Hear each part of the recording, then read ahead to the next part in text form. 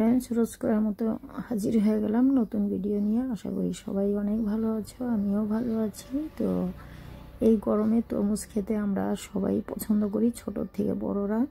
তো তরমুজের শরবত করার চেষ্টা করছি আমি, আশা করি তোমাদের ভালো লাগবে।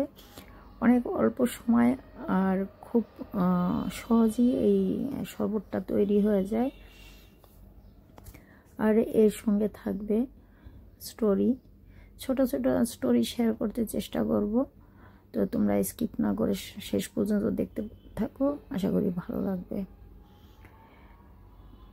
তো যেটা বলছিলাম, আমারই একটা জানাশোনা একজন ছিল।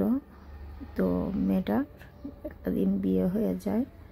বিয়ে হয়ে যাওয়ার পর মেয়েটাকে খুব শ্বশুরবাড়ির লোকেরা অনেক টর্চার করতো। মেয়েটার নাম ছিল রিনা।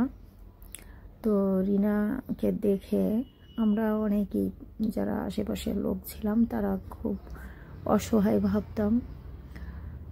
এই কারণেই অসহায় ভাবতাম, ওকে কারোর সঙ্গে মিশতে দেওয়া হতো না, কথা বলতে দেওয়া হতো না। তো আমরা সবসময় শাশুড়ি মাকেই দোষ ধরতাম। একটা সময় দেখা গেল শাশুড়ি মায়ের কোনো দোষ ছিল না, দোষ ছিল সেই মেয়েটার, রিনার। তো একদিন দেখা গেল ওর পুরো ভেতরের খবরটা অনেকেই জানতে পেরে গেল। জানতে পারাতে ওকে একদিন জিজ্ঞেস করা হলো, কিরে তুই তো এরকম মনের মানুষ, তোকে আমরা কখনো আগে দেখিনি, তোর মনোভাবটা এরকম কেন? তখন ও চুপ হয়ে গেল। চুপ থাকাতে বুঝতে পারলাম ছোট ছোট ভুল অনেক করতো মেয়েটা। তো এটা আমরা কেউ দেখতে পেতাম না, সব সময় আমরা শাশুড়ি মায়ের দোষ দিতাম। তো একটা দিন মেয়েটা কী করলো, শাশুড়ি মাকে মেরে ও পালিয়ে গেল। অনেক বছর পর ও ফিরে এসেছে। ফিরে আসার পর তবেই ওর বাকি ভেতরের খবরটা অনেকেই জানতে পারলো। জানার পরে আমরা আর চেপে গেলাম, কিছু বললাম না। তো একটা দিন দেখা গেল ও ঘর ছাড়া, স্বামী ছাড়া, সন্তান ছাড়া হয়ে গেল।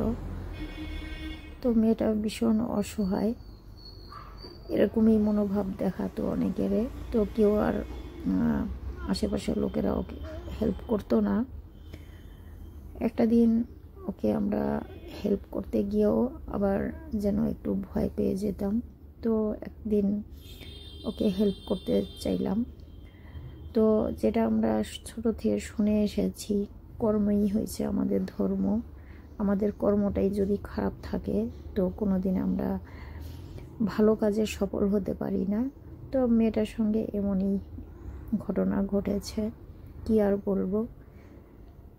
মেয়েটার জন্য এক এক সময় খুব কষ্ট হতো, আবার ওর যে কাজকর্মগুলো দেখতে পেতাম সেটা মনে পড়লে আর ওর জন্য একটুও মন খারাপ হতো না।